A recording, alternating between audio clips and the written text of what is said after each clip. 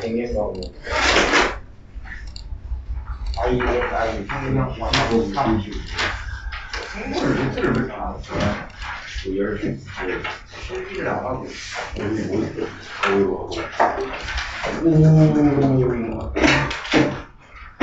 괜찮은데? 이제 좀 풀어봤어? 우열이가 풀어봤대요. 뭐라? 이제 안 풀었다 생각아. 됐어? 됐어? 됐어? 26페이지까지 찍어줘요. 6페이지까지 숙제. 몰라, 거기 뒤에도 있었어. 야, 그 정도밖에 안 됐어? 아니, 근데 저도 어딘지 몰라가지고.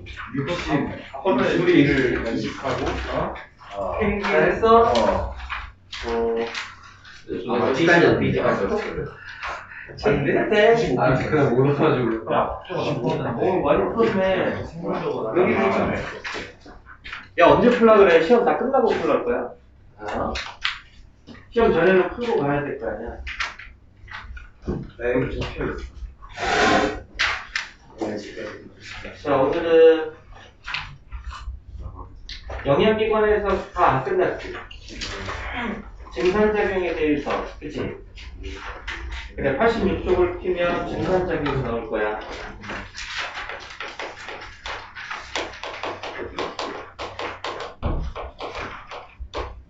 증산작용. 잊었어?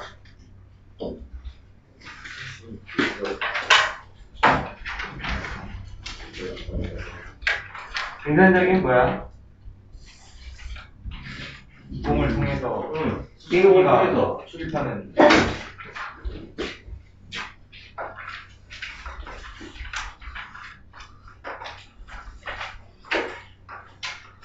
잎의 단면 구조가 기억나냐?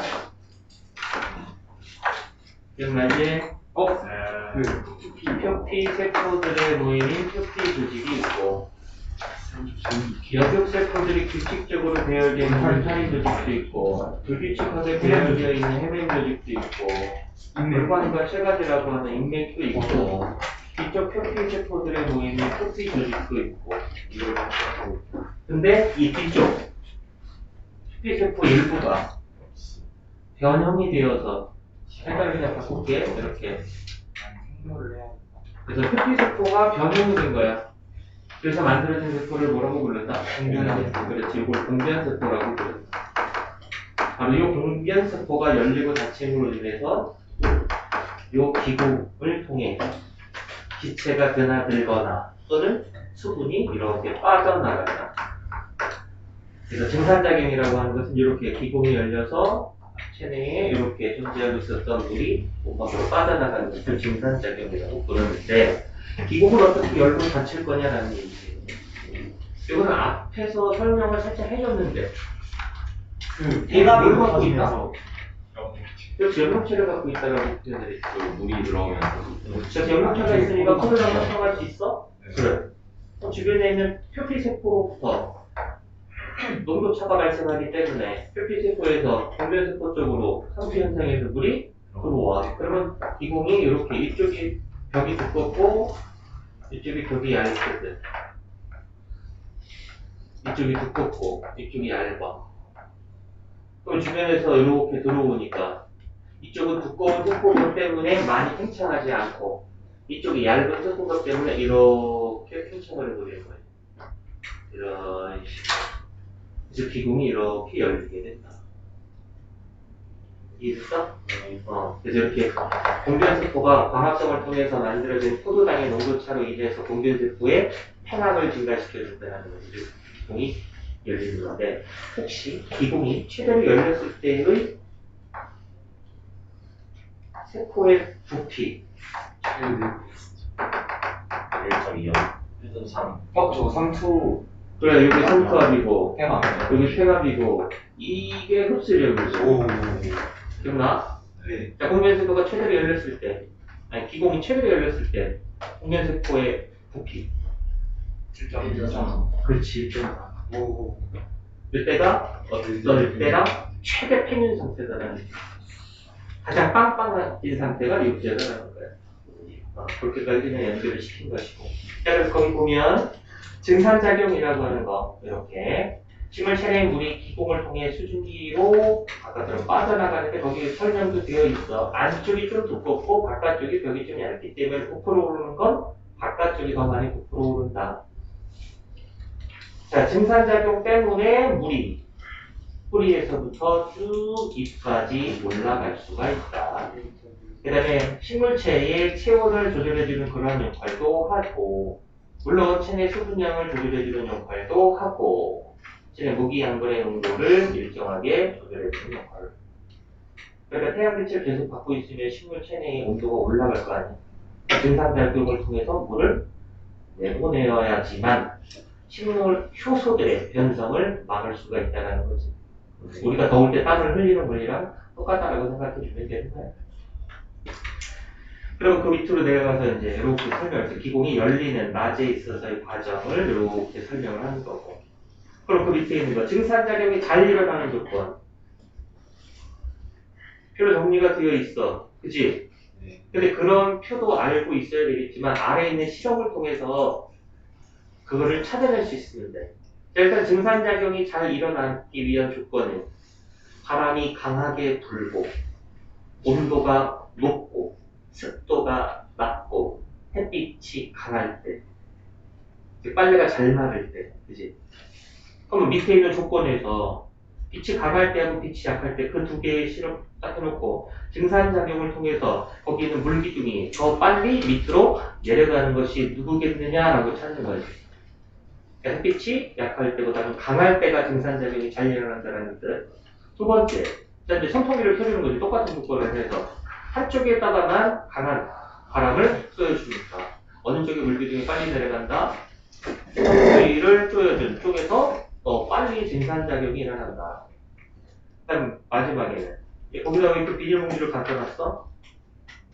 습도가 일단 낮아야지만 증산작용이 활발하게 일어나는데 비닐봉지를 이렇게 갖고 막아놓은 거는 습도를 높이는 그런 조건으로 비교하기 위해서지.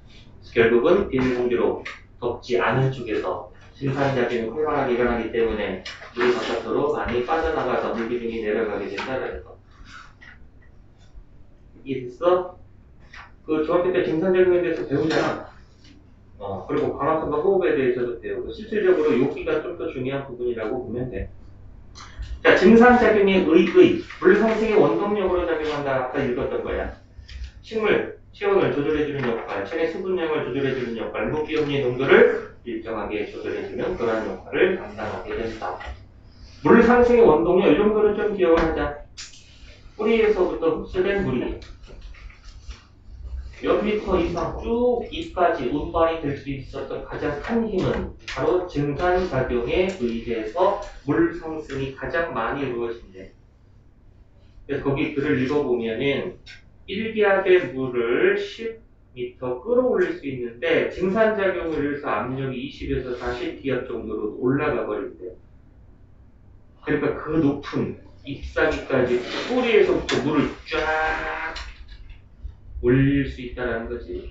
이게 가장 큰 힘으로 작용을 한다는 거. 그 다음에 두 번째 큰 힘은 응집력이라는 거야. 그 물 분자가 극성을 갖고 있다라고 하는 거 화학 시간에 배우지. 그래, 극성 분자끼리서 잡아다니는 것도 있지. 여기도 마찬가지야. 물 분자 사이에서 이렇게 서로 잡아당기는 응집력으로 인해서 물 상승이 일어날 수 있다는 거. 그 다음에 그 물 분자하고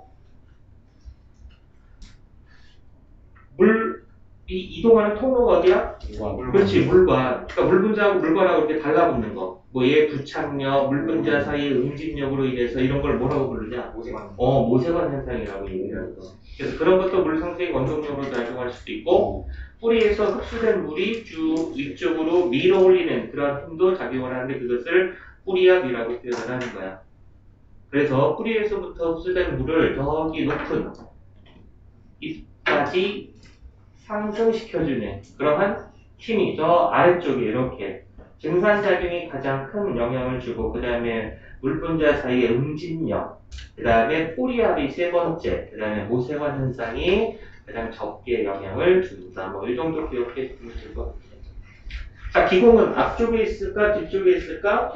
뒤쪽에 있다는 거지. 기공의 위치를 확인하고자 간단한 실험을 통해서 거기 보면은 푸른색 염화 코발트 종이 앞뒤에다가 됐어. 얘가 물이랑 만나면 빨간색. 그렇지, 빨간색으로 바뀌지. 앞쪽이 빨간색으로 바뀌어, 뒤쪽이 빨간색으로 빨리 바뀌어. 뒤쪽이 빨간색으로 빨리 바뀐다는 얘기는 그쪽을 통해서 기공통에 물 분자가 빠져나올 수 있다는 거잖아. 이해됐어? 자, 근데 물 위에 떠 있는 연꽃 이런 수연 이런 애들은 기공이 앞에 이. 걔네들은 안면에 존재하고 있는 거야. 자, 서인장은 기공이 어디 있어? 잎이 가시로 박혔지. 네. 그럼 기공 어디 있어? 없어요. 기공이 없어. 줄기 뭐 여기가 줄기야 줄기. 줄기. 줄기에 기공이 있는 거지. 야, 얘도 광합성을 할 수 있어야 되잖아. 그럼 이산화탄소를 받아들여야 될 거 아니야. 그래서 기공은 여기는 줄기에 존재하고 있는 거야. 그럼 저기서도 수증기가 나올 것 같아요. 당연하지. 그러니까 반죽이 오는 거야. 야, 잎을 가시로 바꾼 건 수분 증발 때문에 그를 줄이려고 잎을 가시로 바꿔놨잖아. 근데 줄기에 있는 기공을 낮에 연다고? 그럼 바꾼 의미가 없지. 그러니까 얘는 기공을 밤에 오픈하는 거야. 밤중에 열어 낮에는 딱 닫고 있고. 그래서 밤에 이산화탄소를 이렇게 기공을 통해서 흡수해. 그래서 이 내부에다가 탄소 4개짜리 물질로 저장을 해놔. 일단 이산화탄소를 받아 갖고 들어와서 저장을 해. 낮에는 기공을 닫아. 빛을 받아들여. 그럼 내가 밤중에 저장해 놓은 그 물질을 분해해. 탄소 3개짜리 물질로. 그럼 거기서 이산화탄소가 방출되는 거야. 그걸 가지고 광합성을 하는 거야. 그러니까 광합성량이 되게 적기 때문에 이 자체의 식물이 쭉쭉쭉쭉 무럭무럭 자라는 그런 것들은 잘 관찰하기가 힘들어. 워낙 광합성량이 적기 때문에. 그래서 이것도 이 식물이 얘가 사는 사막이라고 하는 그 환경에서 적응한 형태야, 이것도. 그래야 살아남을 수 있었다는. 근데 저거는 삼투 그 광합성을 포도당 때문에 삼투가 일어나서 열린댔잖아요. 얘도 광합성을 하지. 기본 여기 줄기에서. 밤이요? 아니 식물이잖아, 식물. 근데 밤에 연다면 밤에 연다면 그 기작이 조금 차이가 있어. 사하라 사막의 서인장이요. 약간 기작의 차이는 있어. 기본을 밤중에는 원리는 조금 약간의 달라. 선생님이 사하라 사막의 서인장이 없어요. 사하라 사막이 어디를 건데? 아프리카. 아프리카에서? 몰라, 나 들어가서. 근데 잎에 그냥 기공을 냅두고 밤에 열면 안 되는 거예요. 아니 잎이 가시잖아. 아니 이렇게 아니, 바꿨는데 왜? 바꾸기 전에. 아 이렇게 바꾼 개체가 생존했던 거야. 그냥 원래 선인장이 잎을 갖고 있었던 애가 있었는데 어떤 놈이 가시도 갖고 있더라는 거지. 근데 잎 갖고 있는 애하고 가시를 갖고 있는 애하고 봤더니 가시를 갖고 있는 애가 생존했더라는 거지. 그러니까 잎을 갖고 있었던 애는 없어진 거야. 도태되고 버린 거라. 이해할 필요는 없어. 언젠가는 사막이 환경이 변해서 이게 다시 잎으로 바뀔 수도 있어. 그거는. 응? 그럼 모르는 거지. 선택을 받는다? 지금의 기린의 목이 그렇게 길지. 긴 애가 선택받았던 거 아니야, 그 당시에. 그게 지금까지 이어져 오고 있는 거지. 야, 근데 나무가 1m밖에 안 자란대. 그럼 그렇게 긴 목을 갖고 있는 기린은 먹이 섭취가 힘들 거 아니야. 목이 좀 짧게 태어난 애가 생존에 유리할 수도 있지. 그 목이 긴 애는 도태될 수밖에 없다는 거지. 이렇게 되는 거야. 뭔가 좋은 쪽으로 진화가 일어나는 것이 아니고 그 당시의 환경에서 살아남기 위한 특징을 가지고 태어난 개체가 선택받기 때문에 선택받았다는 얘기는 살아남는다. 내가 갖고 있었던 여러 가지 특징들을 자손에게 물려주기 때문에 그런 개체들이 그 개체군을 이루게 되는 거야. 그것이 진화가 일어났다고 표현하는 거야. 가시가 선택받은 이유. 모르지 나는. 수분 증발과 관련 있지 않을까라는 그냥 추측인 것뿐이지. 서인장이 너무 감사웠어. 모르겠지. 그래서 이 증산작용에 대해서는 좀 기억 좀 잘 해놔. 앞에 있는 영양기관보다는 여기가 조금 더 중요한 것 같아요. 자, 문제 여기 다 풀었지? 그리고 문제 안 풀었냐? 잘했어. 숙제는 그래, 91쪽을 보면 이렇게 탐구들이 실험 문제 있지, 실험 문제. 24, 25 이런 것들. 그 다음에 구조 문제 거기 18번 이런 거, 19번 그 그림 주고 찾는 거. 네. 그 다음에 넘기면 그 3번, 93쪽에 3번 문제 같은 거. 이건 풀었. 그러니까 그렇게 실험 문제들을 좀 위주로 잘 보라고. 그 다음에 광합성이 나오지, 96페이지에. 여기가 조금 어렵게 하면 어렵게 갈 수 있고, 쉽게 하면 쉽게 갈 수 있는 그런 부분인데. 스페셜이 어렵게 하고 광합성. 됐어? 그 그림 잘 봐둬라. 네. 물, 이산화탄소, 포도당, 산소, 녹말, 물관, 체관 이런 거 다 기호로 바꾼 다음에 어떠한 물질인지를 물어보는 문제가 뒤에 있어. 100페이지. 한번 봐봐. 오. 야, 그거 할 수 있겠냐? 전날에 물이 많이. 가가 뭐야? 물 위에 나는 네. 이산화탄소, 나. 아, 가는 포도당. 그 위에 있는 녹말. 나는 그래. 라는 산삼. 그래. A는 물관. 물관. B는 체관. 잘하네. 역시 그렇지. A는 영리학교 문제에서 이런 비슷한 거 나왔어. 그래서 구조에 있어서 그다음에 광합성 과정에 대해서 이렇게 정리를 하는 거지. 그럼 다시 앞으로 와서 광합성의 전체 반응식이 나오네. 외웠지? 네. 태양으로부터 비대에너지를 흡수해서 뭘 만든다?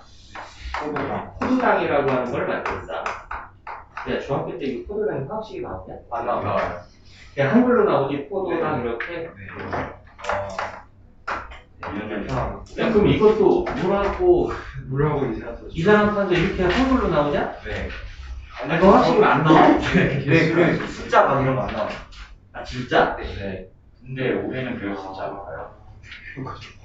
아니 올해 그래. 아니요. 아니 이거 광합성이 시죠? 아우. 광합성이 어디서 일어난다? 영록체. 연록체에서 일어난다. 이름 뭐더라? 연록체. 그라나. 혹시 연록체 구조 혹시 알아? 이런 거 구조 배우지? 이중마. 뇌막, 네마. 내막. 그렇게 여기까지 하면 여기까지. 나 틀렸고 있어. 그래서 이중막. 아우.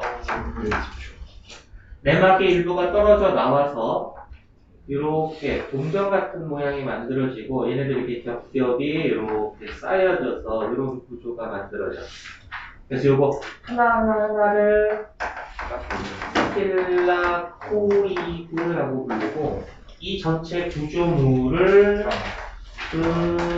드라마라고 불러. 그리고 여기 나머지 부분 있지? 여기 부분을 스트로마라고 하지. 진짜 모르겠어요. DNA. 싫어. 그라나 스트로마에서 일어나는 화학 반응을 합친 게 이거야. 네. 여기서 일어나는 반응하고 여기서 일어나는 반응을 합쳐서 그리는 게 이게 광합성식이 되는 거야. 뭐가 명반형이 뭐가 반형인가? 아, 연관 반응이라는 단어를 내가 또 해야 돼? 탄소 분해 반응. 어? 이걸 해야 되는 거야, 도대체? 아직 안 끝났네. 탄소 분해 반응. 5, 6, 7, 8. 아, 우리가 열, 안반형이 둘. 누가 하는 거야? 최종이야. 중력이라. 근데 여기 뭐야 있었네. 최종력. 뭐 조용히 있네. 저기 하는 사람이 안 왔잖아. 순간 내가 최종력. 최종력이 이상하게 방금 갔다가 늦게 온다고 그러고. 이성이요. 아니 수정형이 없다길래 아. 이분 개수명시 하고 있었나 봐. 차다. 아, 뭐가 최소형이야?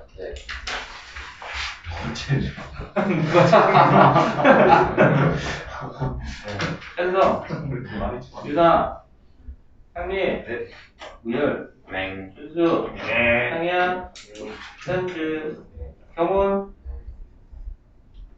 윤찬, 네. 민성, 민성 AT 뭐야? 민성 김민성 A. 그거는 동탄에서 첫 번째 김민성이고. 근데 D는 뭐야? 동탄에서 온 거예요. 아, 이 D가 그 동탄이라는 뜻이야? 네. 동탄에서 온 제가 김민성. 차에서 설정 뒤거든요. 그래서 거기 뒤. 아, 제가 옛날에 차였지. 아 그래? 이게 그런 의미였어? 나 몰랐네. AD 뭐지? 아니 그건 동일 이름으로 갖고 있어서 구분하려고 A, B, C, D 이렇게 한 거 아니야? 그러니까 동탄도 있어. 김민준이 이까지. 맞아 김민준이. A, B, C, D, E? 그 원래 거죠. 아니 원래 김민준도 있어서 6시. 최초의 김민준도 있어. 최초의 그건 뭐야? 적성순이야? 나이순이야? 생일순이야? 근데 저 그럼 착성. A 2등인 거야? 너가 먼저 한 게. 이게 안 들어와지. 역사는 A랑 그냥 어? 얘 A, 아 그런 거야? D. 자, 봐. 네. 이게 이제 염록체에 대한 구조인데. 자, 광합성을 하려면 일단 염록체가 있어야 돼. 그리고 염록체만 있다고 광합성을 할 수 있는 건 아니다. 뭐가 존재하고 있어야 된다? 비례가 No. 염록소라고 하는 광합성 색소가 있어. 그 광합성 색소가 어디 있냐면 여기 있다. 요 힐라코이드 막에 있는 이름 뭐야? 여기. 힐라코이드 막에 광합성 색소가 여기에 막에 존재하고 있는 거야. 그럼 이 광합성 색소는 무슨 역할을 하냐면 비대에너지를 흡수하는 역할을 해요. 여기 색소로 이렇게 흡수가 되는 거야. 얘네가 알고 있는 그 광합성 색소, 염록소, 그런 것들은 비대에너지를 흡수하는 역할을 하는 거야. 그래서 염록체만 있다고 광합성을 할 수 있는 건 아니야. 그 안에 색소가 존재하고 있어야 돼. 잎을 알코올에다가 집어넣고 물중탕으로 팔팔팔팔 끓이면 염록체 안에 들어있었던 광합성 색소가 다 빠져나오거든? 그렇게 색소가 빠져나간 잎을 빛에다가 비추어주면 광합성을 못해. 이해돼? 알코올에 넣고 물중탕을 하는 이유. 세포가 파괴되잖아. 불날까봐, 네? 아. 불날까봐 알코올 집어넣고 물중탕을 해야 돼. 그냥 알코올을 직접 가열한다고? 불난다고. 아니 그럼 처음부터 물에다 넣고 그냥 끓이면 안 돼? 안 되죠. 그게 잘 맞아요. 왜냐면 저장액이잖아요. 광합성 색소가 물에 안 넣는 거야. 오. 그래서 유기용매인 알코올에다가 담그고 불날까봐 이렇게 물중탕을 해서 좀 광합성 색소를 뽑아낼 수 있는 거야. 알겠냐? 네. 어쨌거나 광합성 색소는 비대에너지를 흡수하는 역할을 한대. 자, 진짜 잎에 광합성 색소가 여러 종류가 존재하고 있는지 그것을 확인하는 실험도 있고, 뭐 시금치인지 이런 걸 잘 갈어. 식물 잎을 잘 갈어. 그 다음에 종이 크로마토그래피 알아? 네. 그래. 학교에서 배웠는데. 끝에다가 간 시금치 용액을 찍고 말리고 찍고 말리고 찍고 말리고 찍고 말리고 찍고 말리고. 그거 왜 하는 거예요? 그리고 얘를 어디다가 이렇게 끝을 담그냐면 전개액이라고 하는 용액에 유기용매에다가 담궈. 그럼 이 종이가 이 용액을 빨아올리겠지. 쭉 여기 끝까지 다 올라갔어. 용매 전선이라고 부른다. 그랬더니 이렇게 이렇게 이렇게 이렇게 카로틴, 잔토틴, 염록소 A, 염록소 B 이렇게 안 좋아. 까르티는 이해되냐? 그러니까 이 펜은 이렇게 다양한 광합성 색소들이 존재하고 있었다는 거야. 그러니까 원래 광합성 색소는 비대면들을 흡수하는 역할을 담당한다. 종류가 엽록소라고 하는 게 있어. 얘는 녹색 계통의 색소야, 녹색. 근데 그 종류가 A도 있고 B도 있는 거. 그다음에 이거 말고 카로티노이드라고 하는 황색, 적색 이러한 계통의 색소들도 존재하고 있어. 여기에 카로틴이라고 얘기하는 거, 잔토필이라고 하는 거, 이걸 합쳐서 카로티노이드라고 불러. 이러한 색소들이 밑에 존재하고 있대. 진짜 해봤더니 맞잖아. 그래서 이렇게 다양한 색소들이 왜 존재하고 있느냐? 자, 광합성 색소는 비대면들을 흡수한다고 그랬지. 식물은 어떤 화장을 광합성에 이용을 할까? 모르겠네. 가시광선을 이용하지. 적외선, 자외선을 광합성에 이용하는 것이 아니라 가시광선을 광합성에 이용을 하는데 이 색소들마다 잘 흡수하는 가시광선 영역대의 파장이 조금 차이가 있어. 광합성을 하기 위해서 얘가 주색소야. 염력소 파다. 얘가 주색소야. 나머지는 보조색소야. 그럼 보조색소다라는 얘기는 보조색소가 흡수한 파장의 비대너지를 주색소의 엽록소 A로 전달을 해주면서 광합성이 일어날 수 있는 거야. 그러니까 얘가 받아들이지 못하는 쪽을 다른 애들이 받아서 도와주는 역할을 한다는 거야. 가을에 단풍이 들지? 안 들어? 들죠. 왜 가을에 단풍이 들어? 염력소가 하게 돼요. 가을 되면 기온이 내려가거든. 어. 그럼 기온이 떨어지면 이 녹색 계통이 사라져. 파괴돼버리죠. 물. 그럼 그동안에 얘네들이 워낙 많아서 이 색깔들이 드러나지 않았다가 기온이 떨어지게 되면 얘네들이 파괴가 되면서 이 색깔들의 색소가 드러나겠지. 그것을 단풍이라고 부르는 거지. 어떤 색소를 더 많이 갖고 있느냐에 따라서 노란 단풍, 빨간 단풍 이런 식으로 달라질 수는 있겠지. 그러니까 이런 색소들이 숨겨져 있었던 거야. 녹색 색소에 가려져서. 그게 가을에 돼야 나타나게 된다는 거거든. 그래서 이렇게 식물 잎에 어떤 색소들이 존재하고 있는지를 이렇게 분리 실험을 통해서 확인해 볼 수 있었다라는 거죠.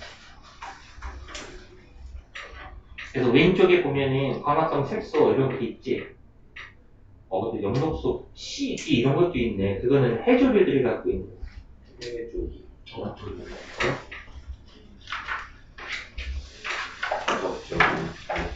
선생님, 저 화장실에는 저희가 배송물 때 네. 상황에 넣으셔가지고 맞다. 코로나 맞다. 공유하고 백신 안 맞고 코로나 아직 한 번도 안 걸렸다 흔들어. 백신을 안 맞지 않아요. 아, 여긴 없어? 아. 어떨까 백신 갑자기 한 번도 안 맞는데 코로나 한 번도 안 걸렸대. 그 집안 가족 구성원들이 전부 다. 끼는 좀 그게 있네. 기운. 학원도 다니고 학교도 다니고 버스 타고 다니고 막 그러면은 충분히 가능성이 있었을 텐데 그 집안 사람들이 면역력이 되게 좋은 거 봐. 한 번쯤 더 걸려줘야.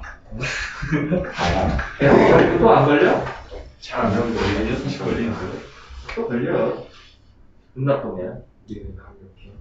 아무도 코로나 다시 걸렸어. 왜? 다른 애가 들어온 거지. 다른 종류가. 그래서 케이크 마음처럼.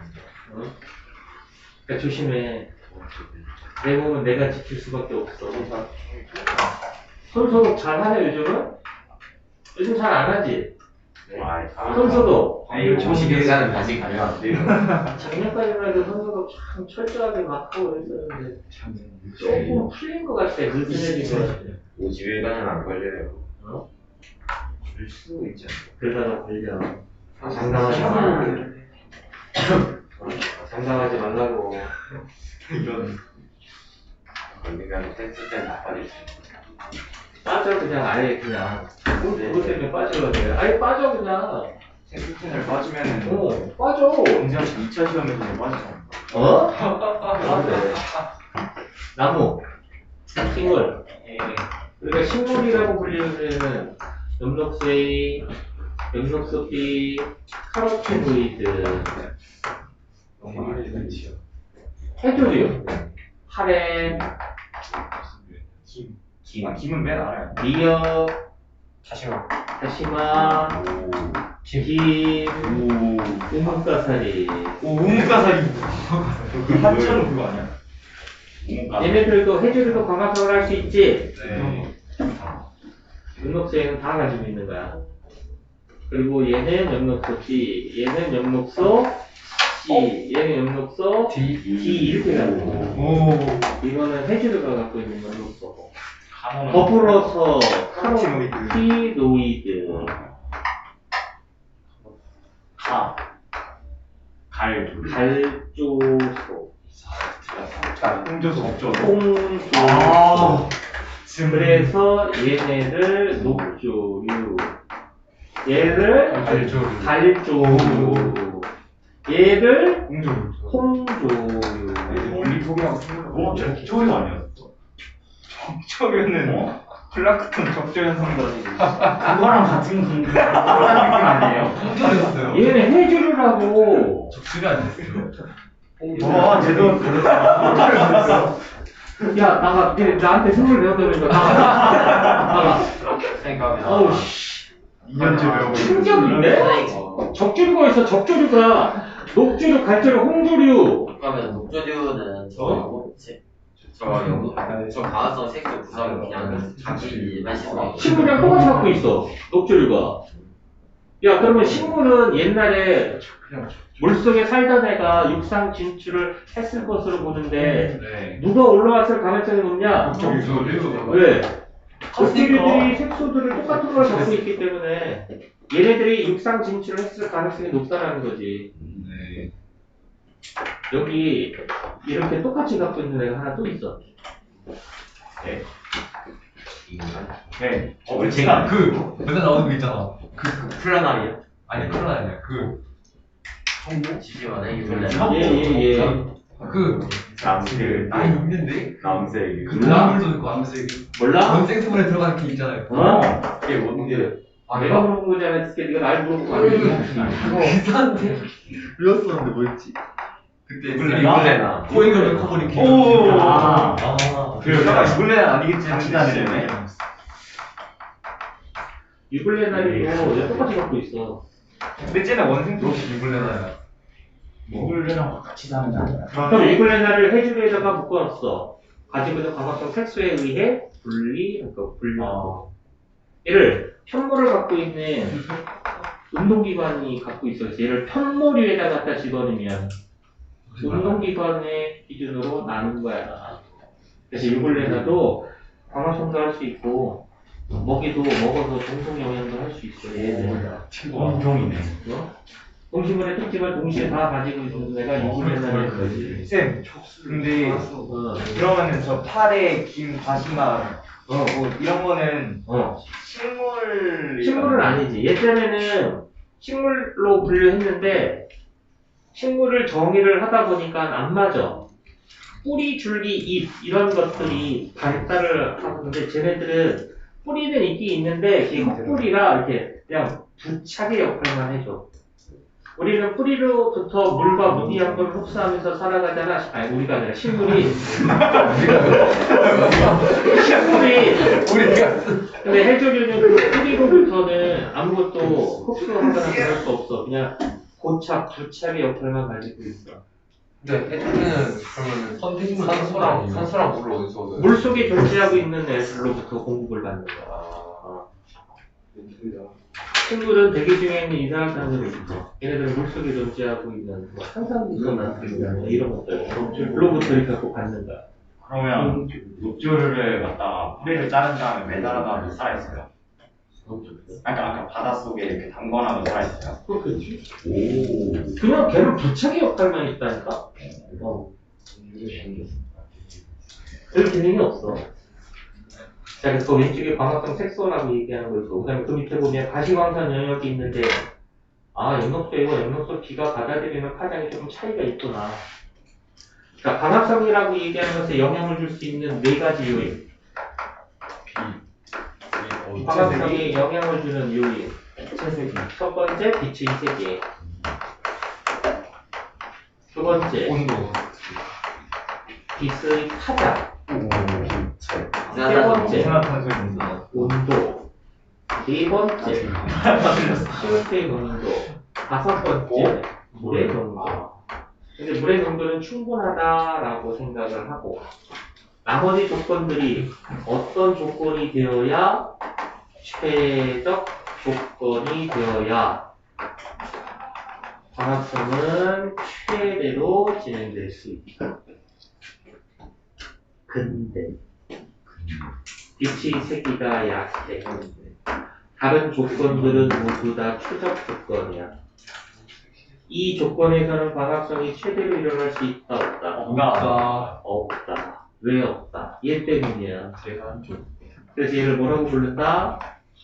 한계. 광합성이 최대로 진행되지 못하는데 영향을 준 이 빛의 세기라고 하는 이 요인은 제한 요인이라고 부른다. 한정 요인, 부족 요인, 말은 뭐. 근데 그건 없어요. 한계 요인은 없어요. 그걸 만들려고 했으니까. 한계 가능물밖에 생각이 안 자, 봐봐. 얘가 계속 약해. 나머지 조건들은 최적 조건 이상으로 맞췄어. 광합성은 최대로 진행될 수 있다, 없다? 없다. 온도는 최적 조건 이상으로 조건을 줬어. 얘는 빛이 그대로 약해. 가깝다는 거 아니에요? 우리가 이것도 최대로 진행될 수가 없다. 아무리 다른 조건들이 최적 조건보다 훨씬 더 좋은 상태라 하더라도 얘 때문에 영향을 받는 거지. 그러니까 이 네 가지 요인이 모두 다 최적 조건이야. 빛도 방해해야 되고, 파장도 친구들이 좋아하는 적색 또는 청색 파장을, 온도도 한 38도, 7, 8도 이 정도의 온도, 이산화탄소 농도도 많고, 물도 충분하고, 이래야 광합성은 최대로 진행될 수 있다는 뜻이야. 이해됐어? 요거에 대해서 지금 광합성 색소가 나와서 이 빛의 파장이 광합성에 주는 영향에 대해서 지금 살펴보려고 하는 거예요. 그래서 빛의 파장.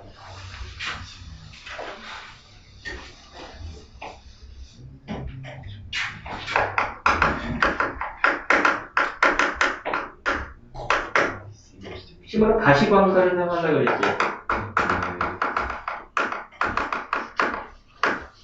두 가지 개념을 알고 있어야 되는데, 하나는 흡수 스펙트럼,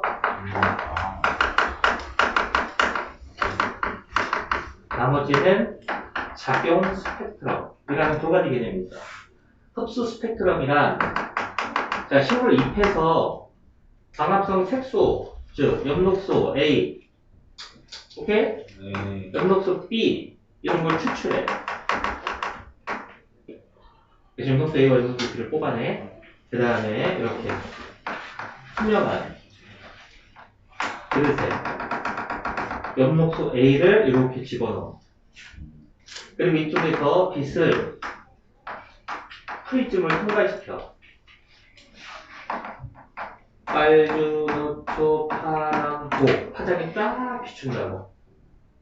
이해돼? 이 투명한 용기이기 때문에 뒤에서 어떤 파장은 빠져나오고 어떤 파장은 빠져나오지 않더라는 거야. 그럼 여기를 통과해서 빠져나오는 파장과 빠져나오지 못하는 파장은 어떻게 차이가 있을까? 어둡게 가시냐고. 빠져나오는 파장은 안 좋아하는 거. 얘가 잘 흡수하지 않는 파장. 안 빠져나오는 파장은 얘가 잘 흡수하는 파장. 그래서 엽록소 A가 빨주, 노초, 파랑, 보라색의 가시광선 영역 중 어떤 파장을 잘 흡수하는지 흡수율을 살펴봤더니 이런 식의 파장을 주로 흡수하는 애. 됐어? 이번에 염록소 B를 집어넣고 똑같이 해. 이렇게.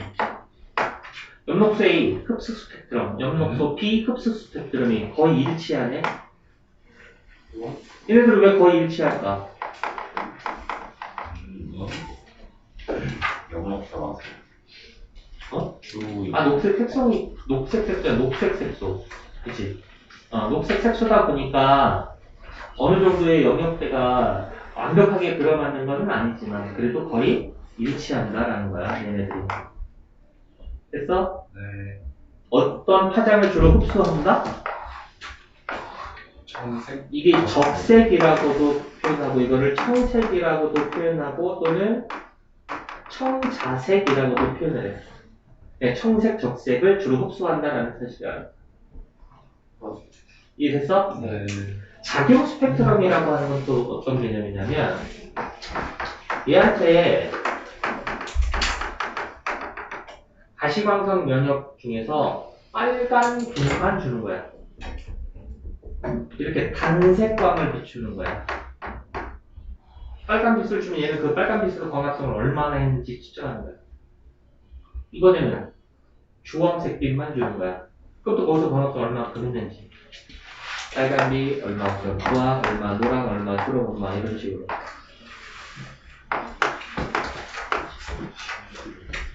작용 스펙트럼은 광합성을 한 양이잖아. 근데 어느 쪽에서 광합성률이 높았다?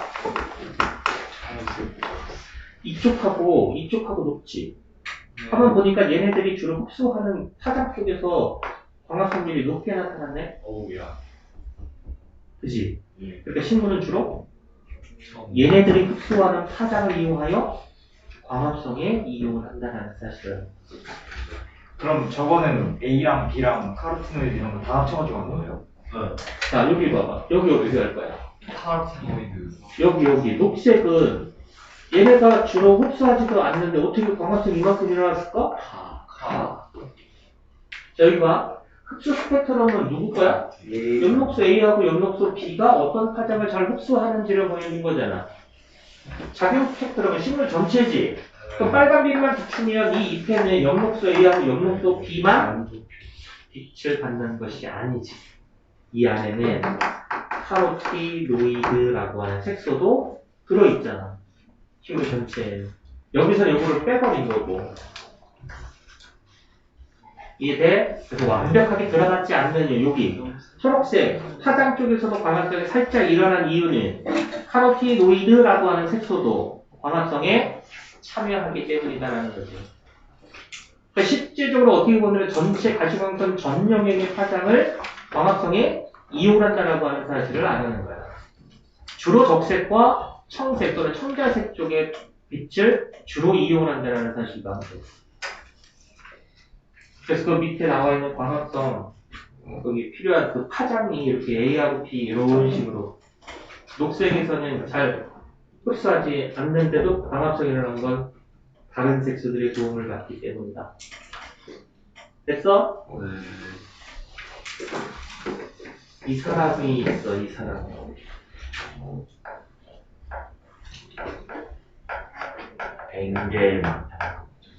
엥겔만이라고 하는 사람이 실험을 했어.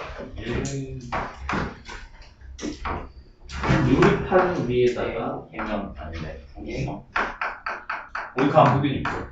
핵함이라고 하는 걸 올려놨는데 핵함은 녹조류야. 그럼 얘 해조류잖아. 얘는 뭘 한다?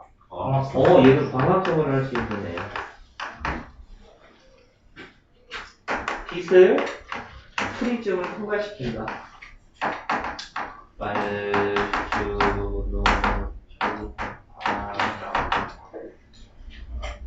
그리고 이 위에다가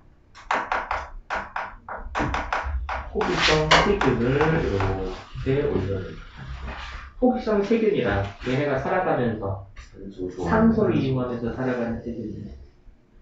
그럼 산소를 사용하지 않고 살아가는 세균을 뭐라 그러게? 현기성 세균이라고 불러. 우리는 호기성 생물이야, 현기성 생물이야? 호기성. 우리는 호기성 생물이지. 얘는 O2를 이용하면서 살아가는 생명체야. 오, 멋지. 자, 호기성 책을 올려놨더니 호기성 세균들이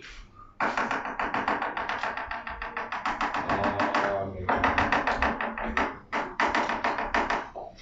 이쪽하고 이쪽에 많이 분포를 하더라는 거야. 세균들이. 왜 가운데는 별로 없고 네. 이쪽하고 이쪽에 얘들이 많이 분포하고 있지? 그 이유가 뭐야? 광합성이 많아서 과합성을 많이 하니까 산소가 많이 산소가 많이 있어. 그렇지, 얘가 이 가시광선 영역에서 이쪽 적색 쪽하고 청색 쪽을 광합성에 주로 이용을 해서 산소 발생량이 많았기 때문에 산소를 이용하면서 살아가는 애들이 그쪽 화장 쪽으로 몰리게 된 거야. 와. 말때 이해돼? 네. 그러니까 광합성이 많이 일어났기 때문이다 라고까지 쓰면 안 돼. 핵함이 적색, 청자색을 광합성에 이용을 해서 뭐가? O2 발생이 많았기 때문에 여기까지 적어야 되는 거야. 그냥 광합성이 많이 일어났기 때문에 그럼 얘네들이 포도당을 먹으러 간 건지 산소를 이용하기 위해서 간 건지 정확하게 구분이 안 된다. 집을 알겠어? 그래서 광합성을 많이 해서 O2 발생량이 많기 때문에 O2를 이용하면서 살아가는 호기성 세균들이 그쪽으로 많이 분포하게 된 것이다 라는 거지. 이해돼? 그래서 빛의 파장이 광합성에 영향을 주는 거에 대해서 살짝 정리를 하게 된 거고. 그 다음에 그 97쪽을 한번 볼래? 97쪽을 보면 거기 다른 요인에 대해서도 나오지. 빛의 색이, 이산화탄소의 농도, 온도, 이것도 다 살펴볼 거고. 그 엥겔만 실험은 107페이지이다. 살짝 가까우자. 맨 밑에 1883년 엥겔만은 이렇게 실험을 했다. 그래서 이 사실을 통해 엥겔만은 광합성 과정에서 주로 청색과 적색광이 흡수되어 산소를 발생시킨다라고 얘기하는 결론에 도달하게 되었다. 그러니까 그쪽에서 광합성이 활발하게 일어난다는 뜻이죠. 한 장 넘겨도 마찬가지다. 16번 같은 문제 이렇게. 거기는 거기 광합성 색소, 엽록소 A, 엽록소 B, 그 다음에 카로티노이드라고 하는 세 색소들의 흡수 스펙트럼을 나타낸 거고, 아래는 작용 스펙트럼을 나타낸 거고, 오른쪽은 엥겔만 실험을 나타낸 것이다. 이제 풀 수 있겠지?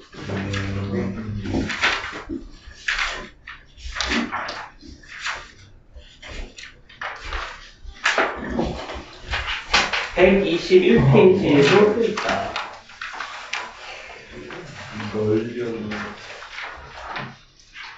이제 이런 내용들도 이제 해볼 수 있습니다.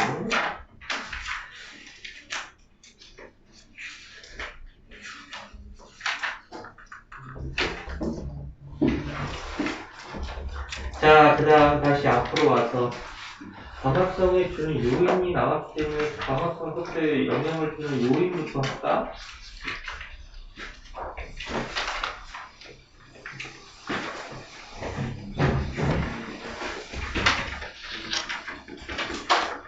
이제 이 파장에 영향을 주는 걸 했고, 빛의 세기가 광합성에 영향을 주는 요인에 대해서 먼저 정리를 하고 가자.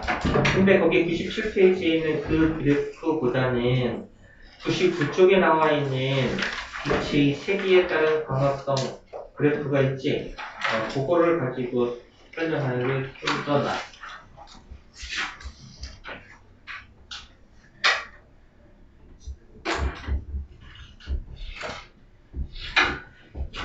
여기는 빛의 색이,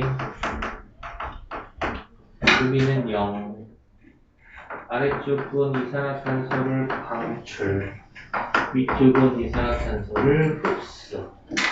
자, 빛이 하나도 없어. 광합성을 할 수 있을까 없을까? 없어. 그럼 이산화탄소의 방출은 마이너스. 이거 아니지? 맞는데요. 맞아요. 아, 맞아? 네.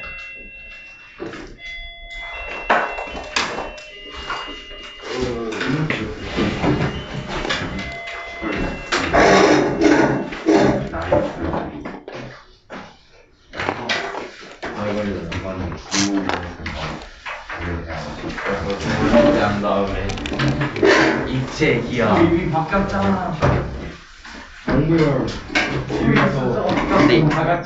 이때 10분 쉬는 시간에 밖에 나가는 거 안 되죠?